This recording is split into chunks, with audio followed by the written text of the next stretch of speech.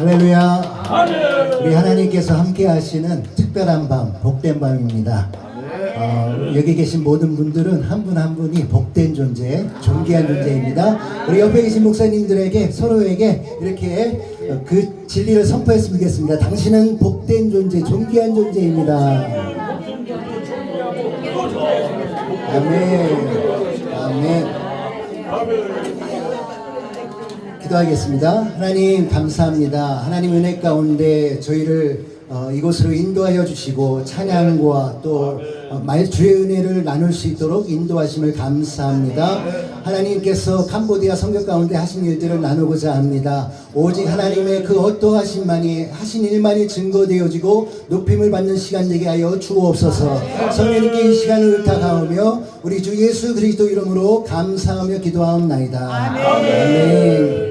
아멘. 원래 계획에 없었던 거였는데 우리 목사님께서 대표회장님이신 우리 목사님께서 또 말씀하셔서 순종하는 마음으로 함께 이번 캄보디아 선교 사역 가운데 하신 일들을 하나님이 하신 일들을 나누고자 합니다.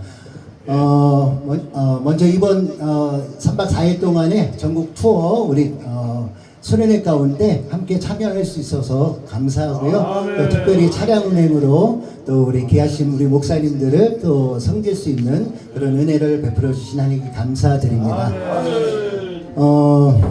저에 관해서 제가 이제 여러 번째 말씀을 나눌 수 있는 기회들을 찬양과 말씀을 나눌 수 있는 기회들을 이제 나누었는데 저에 관한 그러한 내용들은 좀 나누지 못했던 것 같아요. 잠시 저에 관한 좀 소개를 좀 나누고요. 그 다음에 그와 연관해서 이번 캄보디아 선교 가운데 하나님께서 하신 일들을 나누도록 하겠습니다. 저는 아내가 있고요. 예, 그리고 두 아들이 있습니다. 예, 19살, 18살이고요. 네. 저는 76년생 용띠입니다. 네. 원래 50살인데 그 만 나이 때문에 지금 아직 50이 되지 않았습니다. 얼마나 감사한지요. 40대입니다. 49인가요? 8인가요? 네.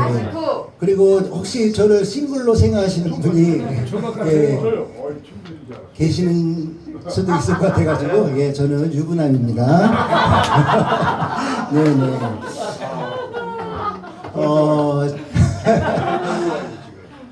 저는 어릴 때부터 이제 교회를 이제 다녔고요.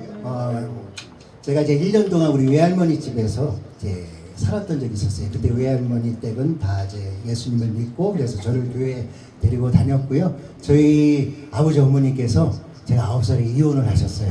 네, 하셨고 그리고 10살 때 또 새어머니랑 같이 제가 원래는 차남이었는데 우리 형이랑 동생이 있었어요. 7살 그리고 제가 6살, 바로 밑에 동생이 5살이었는데 연탄가스 사고로 죽었습니다. 네, 천국 갔는데 사실은 그때 이게 뭐 뉴스에도 났다 그러더라고요. 저는 이제 깨어났을 때 우리 큰 고모가 아버지 차 안에 있었는데 저를 이제 보면서 이렇게 울으시더라고요. 예, 저만 이제 기적적으로 이제 살아났습니다. 사실은 그때의 기억이 생생합니다. 제가 형을 2번 끼웠어요, 2번. 형 목말라 우리 엄마는 이제 밖에 나가시고 우리 아빠는 이제 택시기사셔가지고 밤늦게까지 일을 하시고 우리 엄마는 왜 그때 밤에 나가셨는지 모르겠지만 어쨌든 제가 이제 깨어났을 때 제가 2번 형을 깨웠는데 3번째 깨어났을 때는 우리 큰 고모가 저를 이제 끌어안으면서 이제 울었던 그 기억이 있어요. 저만 이제 기적적으로 살아나게 하신 것은 저를 통해서 하나님께서 하신 일이 대가심이 또 사명이 있기 때문에 저희의 생명을 하나님께서 지켜주시고 또 여기까지 인도하신 줄 믿습니다.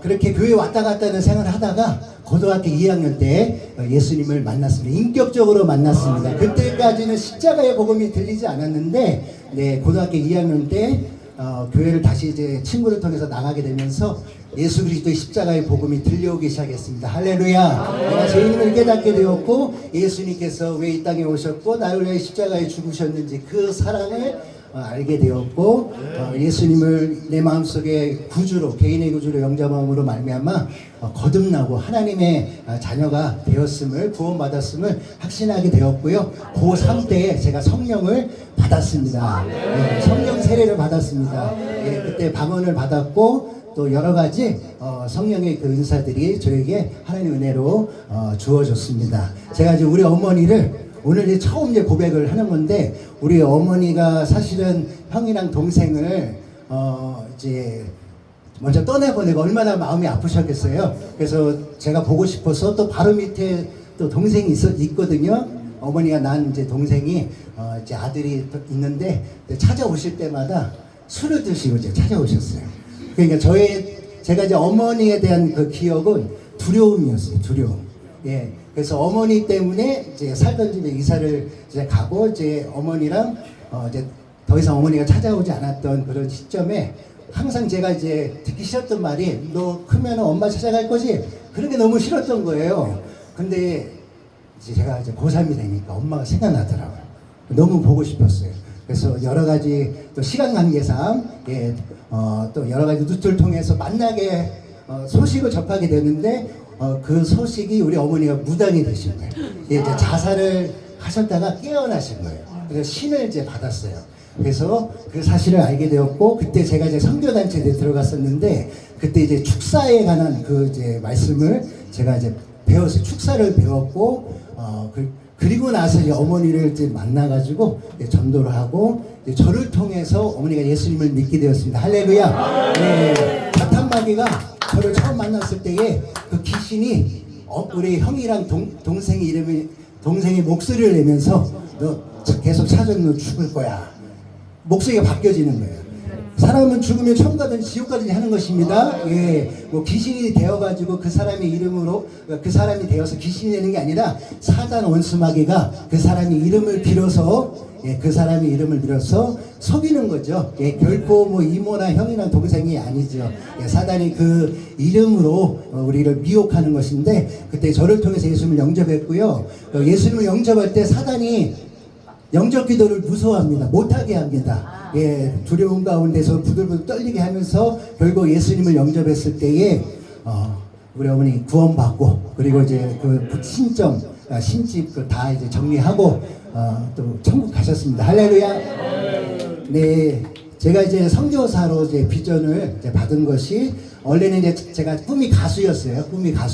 그래서 기획사 찾아가서 제가 작곡한 곡을 가지고 찾아가서 곡을 나누기도 했었는데, 제가 이제 예수님 만나면서 이제 가치관이 바뀌고 비전이 바뀌었는데, 이제 제가 장로가 돼가지고 교회도 짓고 교회도 건축하고, 이제 그런 어떤 이제 성교에 대한 비전을, 하나님 나라에 대한 비전을 가지게 되었습니다. 근데 하나님께서 저에게 원하시는 것은 사역자로서 이제 콜링. 그래서 제가 처음에 이제 헌신했던 거는 찬양 사역자로 이제 헌신을 했습니다. 고3 때. 근데 이제 20살 때 제가 이제 단기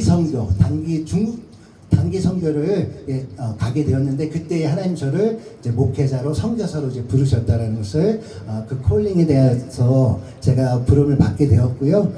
이제 중국 선교에 대한 콜링을 받게 된 어떤 계기가, 이제 그때 하남성에 있는 이제 시골 마을에 들어갔었거든요. 그때 그곳에서 이제 3박 4일 동안 집회 일정이 있었는데, 저녁 집회였습니다. 저녁 집회 때에 공안이 들어온다는, 들이닥친다는 그 정보를 듣고서, 저희가 늦은 밤에 큰 준비된 트럭이 있었는데, 거기에 다 이제 태우고 저희가 다른 지역으로 이동을 하는, 또 가실 분들은 가고 이제 그런 어떤 과정이 있었는데, 그때 하염없는 그 눈물이 저에게 이제 쏟아지면서, 그때 제가 이런 고백을 했어요. 근데 그때의 고백은 정말 저는 진실이었습니다.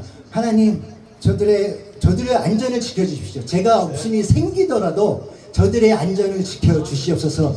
그런 고백을 하면서, 주님, 제가 중국 땅에 뼈를 묻겠습니다. 그런 고백을 하게 되었습니다. 사실은 그것이 하나님께서는 그때 그 상황 가운데에서의 어떤 결단, 그 고백 중심을 하나님께서는 테스트하시고, 또 그 부분에 어떻게 반응하는지를 보기를 원하셨다라는 것을 깨닫게 됩니다. 그래서 저는 이제 중국 선교에 대한 부르심을 깨닫고, 이제 비전을 가지고서 나아갔었고요. 그래서 저는 되도록 빨리 나가기를 원했는데, 하나님께서는 제가 나가고자 하는 때와 하나님께서 계획하신 때가 다르게 있었던 것이었어요. 하나님께서는 저를 이제 부교육자로 제가 이제 교육전도사 또 전담전도사 제가 30살 때 정읍에 정읍전도사로 처음 나갔습니다. 그때 정읍전도사 그리고 제가 2008년도에 성결교단에서 제가 목사 안수를 33살 때 목사 안수를 받았고요. 그래서 전담전도사 부목사와 이제 그런 가정 이제 15년 이상 제가 부교육자 생활을 했었고요. 그리고 우리 유초등부, 중고등부, 청년부, 장년부 그런 모든 그런 가정들을 하나님께서 허락하셨고요. 그래서 이게 장년들 앞에서 설교 설교 뭐 이제 그 처음 아니고요.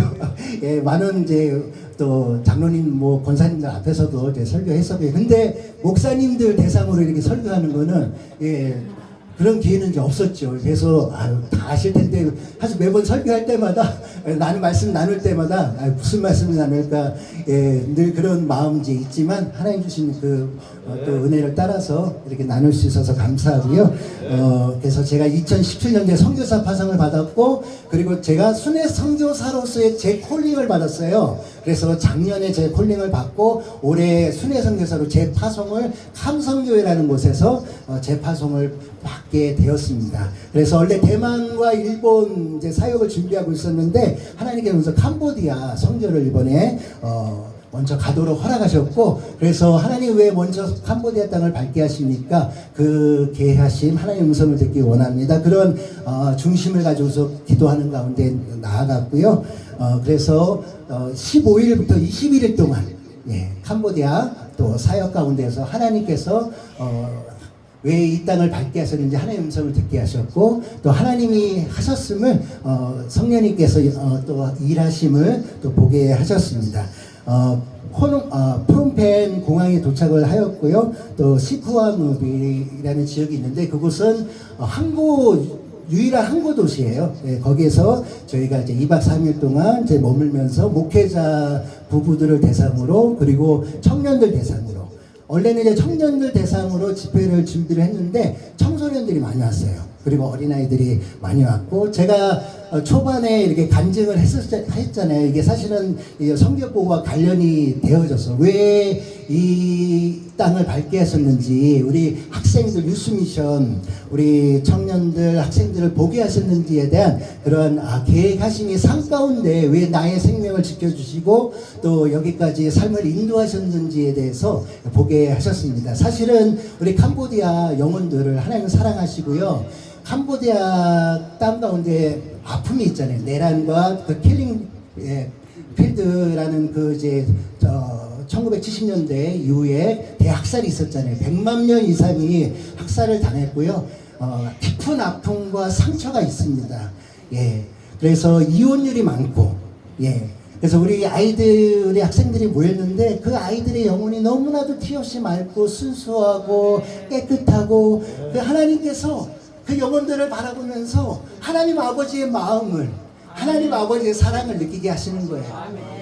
그 아이들의 그 아픔, 그 아이들의 그 맑은 이면에 아픔과 눈물이 있다라는 거. 사실 그 아이들 가운데는 버림받은 아이들도 있고, 그리고 이제 목회 중심의 사회인데 우리 이제 여자들이 좀 힘이 있고 여자들 중심의 사회잖아요. 그래서 남편들이 이제 대사람들이 지참금을 신랑들이 지참금을 가지고 오는데 그 전에 동거 생활하다가 아이만 낳고 도망가는 그런 남편들도 있고, 그래서 그 이혼율이 많고 그 버림받음에 대한 어떤 상처 그런 아픔이 있는 그런 영혼들입니다. 너무나도 맑고 순수하고 깨끗한 그 이면에 깊은 아픔과 상처가 있음을 보면서 원래는 이제 복음과 성령에 관한 말씀을 준비했는데 말씀을 성령님께서 또 바꾸시더라고요.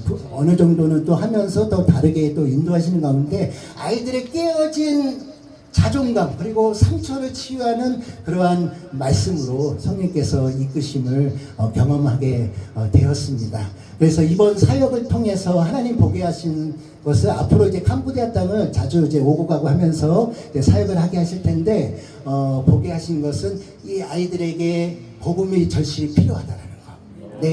그리고 아이들의 영혼이 깨끗하고 순수하잖아요. 복음을 받아들이기에 너무나도 마음밭이 좋습니다.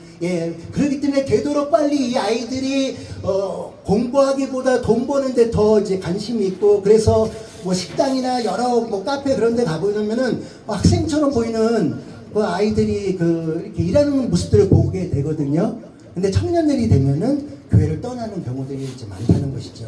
그래서 청년들이 되기 전에 되도록 빨리 이 아이들에게, 학생들에게 복음을 심어주는 이 사역이 너무나도 절실하고 필요하다는 것. 그리고 그들에게 복음을 전할 수 있는 그런 사역자들을 세워가는 사역이 중요하다는 것을 보게 하셨고, 그리고 또 하나는 저희가 이제 어떤 이제 기도하는 사역도 하고 이제 어떤 성령의 그런 사역들을 저희 진행을 할 때에 이끄심을 따라서 그 예배팀이 있는데, 찬양팀이 있는데, 그 어떻게 이 상황에서 어떻게 이제 해야 되고 그런 부분을 잘 모르더라고요. 다 보여지는 부분은 악기팀, 찬양팀 따로 같이 모여서 한 팀이 되어져서 예배 가운데에 예배를 섬기는 자로서 사실 나가는 거거든요, 예배팀은. 근데 이제 그런 부분들이 어떤 체계적으로 훈련이 되어 있지 않고 따로따로 연습을 하고, 그리고 이제 할 때도 같이 어떤 중보하는 마음으로 예배를 섬기는 마음으로 이렇게 나아가는 것이 아니라 이렇게 좀 훈련이 많이 필요한 부분들이 이제 보여졌습니다. 그래서 예배팀들을 좀 체계적으로 세우고, 악기를 또 훈련시키고, 또 예배팀을 세우고, 리더들을 세우는, 또 세워진 리더들을 통해서 그러한 사역들이 일어날 수 있도록 하는 이 사역의 중요함을 하나님께서 보게 하셨습니다. 그래서 이후에 앞으로 이제 그런 사역들을 오고 가고 하면서 또 하나님 예비하시고 그 일들을 이뤄 가실 것을 기대합니다. 무엇보다도 하나님께서 이 캄보디아 영혼을 사랑하시는 하나님 아버지의 마음이 저에게 부어졌습니다. 그래서 말씀을 전할 때에 그 마음이 너무나도 크게 부어져서, 그 하나님 아버지의 마음을, 하나님이 너희들을 사랑한단다. 너희들의 모습 그대로, 있는 모습 그대로 너희들 존귀하고 특별하고 너희들은 왕의 자녀들이란다. 그런 마음들을 하나님 부어주시면서 이 아이들이, 학생들이 정말 그 선교사님 말씀하시는데, 목사님께서 선교사님의 말씀을 선포하실 때에 아이들이 이렇게, 학생들이 집중하면서 왜 그렇게 하셨는가, 그 이유 가운데 하나가 공감되어지기 때문에. 그래서 하나님께서 저에게 이런 인생을 허락하신 것도 하나님의 계획과 섭리가 있음을 믿습니다. 여러분, 이제 말씀을 정리하겠습니다. 성경 보고를 정리하겠습니다. 아픔과 눈물과 상처가 사명입니다. 할렐루야. 여러분들에게 어떤 아픔과 눈물과 상처가 있습니까? 바로 그것이 하나님의 섭리 가운데서 나를 통해서 이루기를 원하시는 하나님의 계획과 뜻과 섭리가 있음을 믿습니다. 이후에 앞으로의 사역들이 말씀 사역과 찬양 사역과 비전 드립과 현지 선교사님들과의 협력 사역을 준비하고 있습니다. 또 기회가, 여건이 허락되어 주시면 또 함께 또 선교 사역에 동참할 수 있었으면 좋겠고요. 정말 동역자들이 중요합니다. 저를 기억하시면서 정말 무엇보다 소중한 것은 기도의 동역입니다. 기도해 주시고요. 제가 이제 앨범 30곡 1, 2집 앨범이 있습니다. 지난번에 우리 목사님께서 소개해 주셨는데, 우리 또 귀하신 목사님들이 몇 분 또 앨범을 이게 또 사주셨습니다. 여러분들이 구입해 주시는 앨범은 선교 사역을 위해서 사용되어지도록 하겠습니다. 감사합니다. 모든 영광을 하나님께 올려드립니다. 할렐루야.